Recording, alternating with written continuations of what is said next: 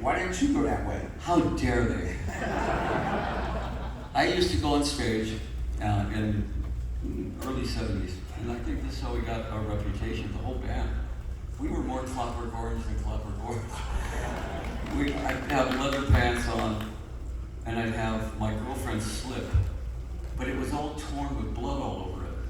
And that's how the show started, you know. So the audience would go, what happened? You know, and there's the guys in the band had hair down to here, makeup on, but it wasn't elegant makeup, it was smeared, you know. So it was just like everything about us was an insult. and that's what I think started the whole theatricality of the Alice Cooper thing. Nobody took it another step further and said, why don't we make the lyrics come to life? If you say welcome to my nightmare, don't just say it, give them the nightmare. You know, and that's where theatrics are born. You had like a lot of interesting friends back in the day, and how did they feel about being with Alice Cooper? Like, you know, John Lennon and all these big, you know. Oh, they got it. They got it. They got it. And yeah. Like they were like, oh, Alice Cooper's my friend too. You know, like, yeah. You were invited to their little club. Well, those guys are the guys that actually saw what we were doing. Yeah. You know, they could see that you can't be a theatrical band if you don't have the songs. Yeah. You have to be a band first. You have to actually be. We would rehearse 8 hours a day, 7 hours on the music, and 1 hour on the theatrics. Because the music, if you weren't as good as Led Zeppelin, you better not be up there. Yeah. You know, you better be able to play like those guys. And that was the difference between, I think, then and now. A lot of bands now are very manufactured, whereas these bands were very organic. I mean, they started in the blues and Chuck Berry and you know, we learned every Beatles song, every Rolling Stones song, every Yardbird song, and that's how we learned how to play. And then we started writing our own music. You know, but that's a basis there that you have to go through. Like Jimi Hendrix hooked you up, right? Did he hook you up with your manager, which is an incredible person, Shep? He's just what he's done for like the industry, like the Cooks and everything like that. It's just amazing. Well, he hooked you up though. I've been with Shep 55 years. Yeah. And we don't have a contract. We never did. Which is he's still my manager, and we live like 5 houses apart in Maui. So but the thing about that era was all of my big brothers and big sisters died at 27. I mean, Jim Morrison and Jimi Hendrix and Janis Joplin, all those people, they were our big brothers. You know, we'd be sitting around getting high with them and drinking and everything. And the next thing you know, 27, gone. I mean, that was weird. And the weird thing was that almost everyone that died at 27 was some kind of a world beater. They were people that really mattered. It was a weird situation for people to, you know, to live fast, die young, and have a good-looking corpse. That's pretty much what it was. Did like Frank Sinatra and everybody, did they hang out and party with you? Oh yeah. Well, see, everybody saw our show differently. Salvador Dali comes to the show, and he sees it as surrealism. Groucho Marx comes to the show and sees it as vaudeville. You know, Vincent Price sees it as comedy horror. You know, so I mean, all those guys that were in show business all their life, they were not shocked by Alice Cooper at all. The audience was, but they weren't.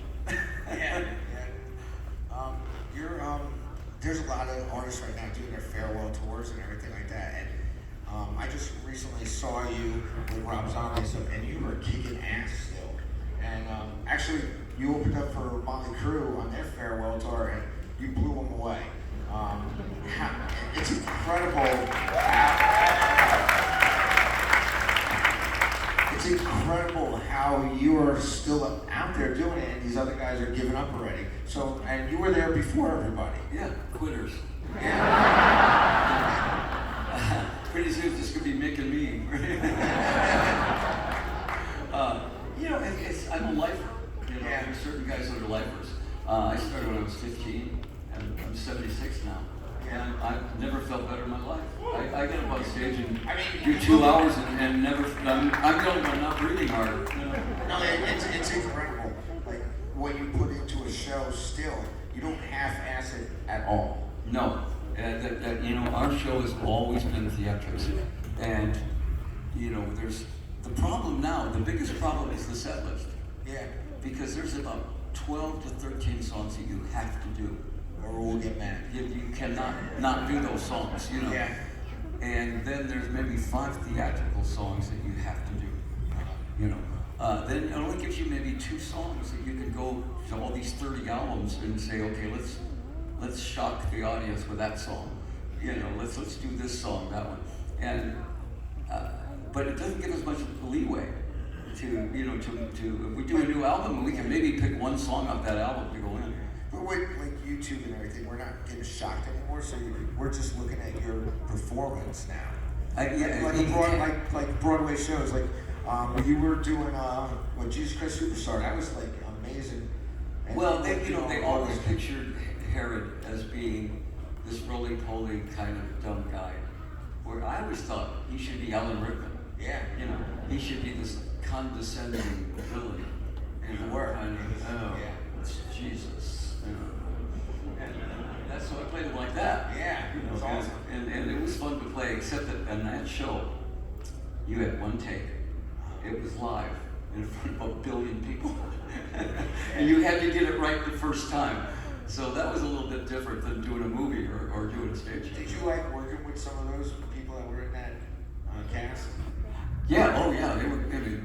I probably had the easiest time because I'm used to working live in front of an audience. Yeah. Whereas a lot of those people were filmed, people where they can take, let's retake that, let's retake that, let's retake that. You had to do it once and right. Yeah. The whole, and there's Weber and Rice right there, the 2 guys that wrote it. Eye level. So you better get it right. That was fun to do. Did you ever have a favorite performance? I know you were like really famous for like killing that chicken on stage and everything, but did you ever? Which I never killed. Okay. Can I tell you the chicken story, please? Yeah. All right. So, the Toronto Peace Festival.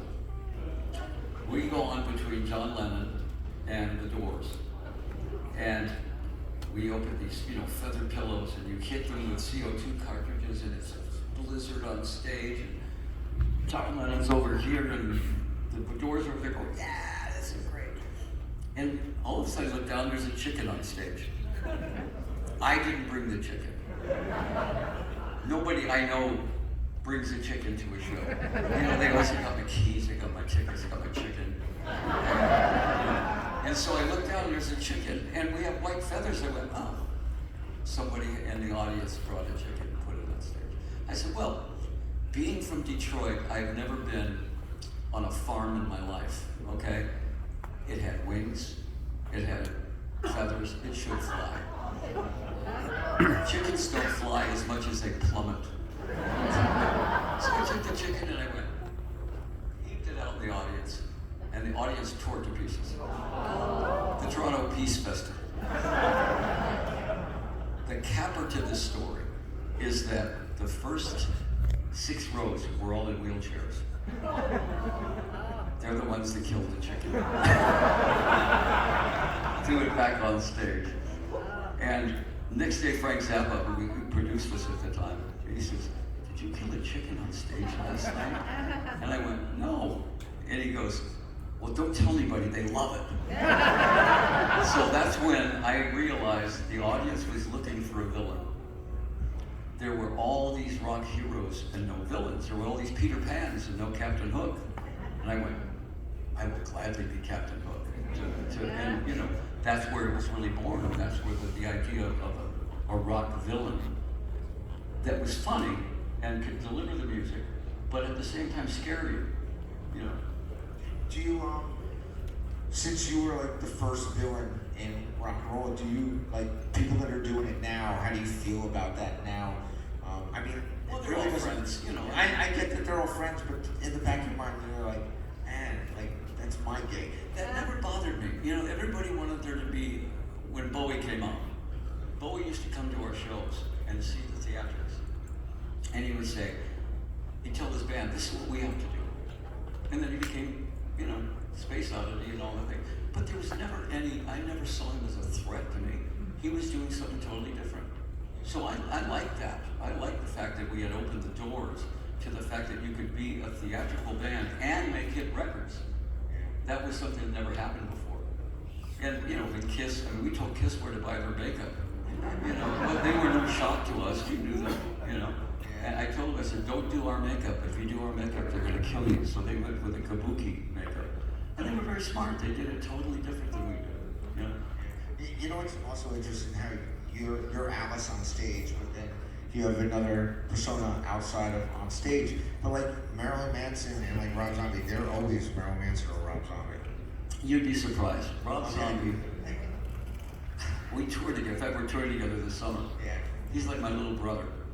And I'll have a dressing room next to his. And he's got the worst disco music playing. I'm talking 70s horrible disco. And I'll go, I say, what are you doing? You know, and he's like, this stuff gets me up for the show. Really? Every lead guitar, everybody in rock has a different idiosyncrasy. Roger Daltrey fly fishes, practices fly fishing. Peter Frampton irons clothes before the show. So we just throw our laundry in there and just say, finish this up. I throw knives.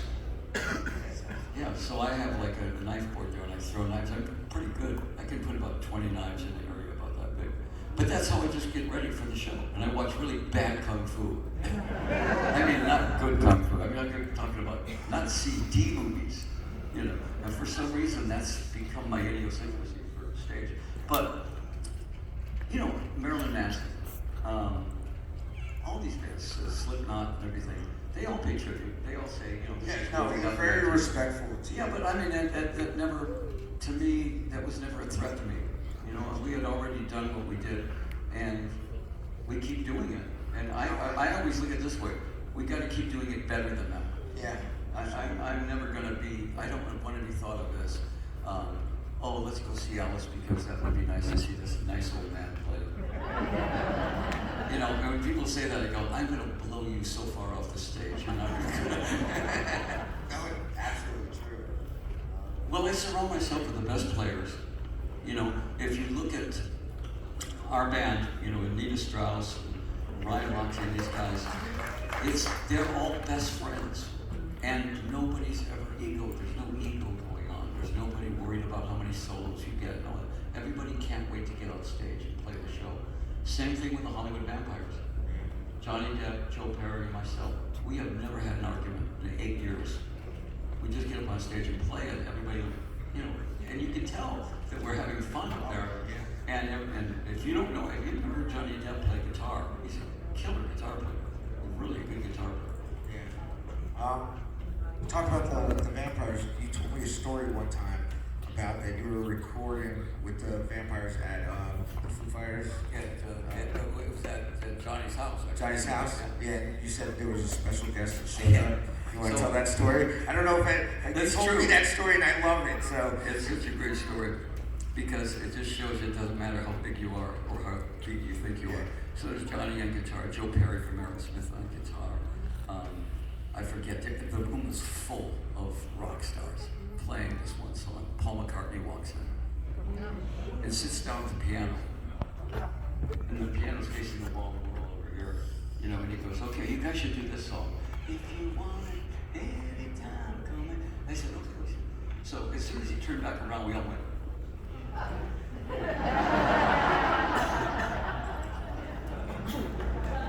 We all did. As soon as he turned around, we were all, okay. Do that. You know.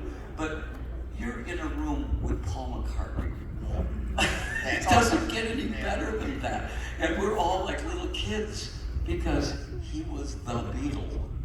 You know, he was the music. And he's just the nicest guy in the world. If he came to your house for dinner, he'd do the dishes. I mean, that's who he is. And he was immediately a vampire. He's a vampire now. And the funny thing was I said, well, you have to go through the initiation. And he goes, what's that? And I said, well, there's some red vines, licorice. I said, and there's guacamole. You have to dip it in there. And he said, okay. And he goes, and he does it. And he says, when did you guys do that? Oh, we never did that. Crazy, they were nuts. That's awesome. There's rumor that you introduced Brian Wilson to John Lennon. Oh, yeah. Well, Brian Wilson, you know, who is another, there's two guys probably in the business, maybe three, that are considered maestros. I mean, best of the best. Frank Zappa was one. Frank Zappa could direct the Philharmonic Orchestra because he knew more about music than anybody in rock and roll. Brian Wilson. And we're sitting after the Grammys one night. It's Iggy, myself, John, you know, everybody sitting there. And I hear, psst, Alice. And I look around and it's Brian Wilson. And I went, hey, Brian. I go over and he says, introduce me to John Lennon.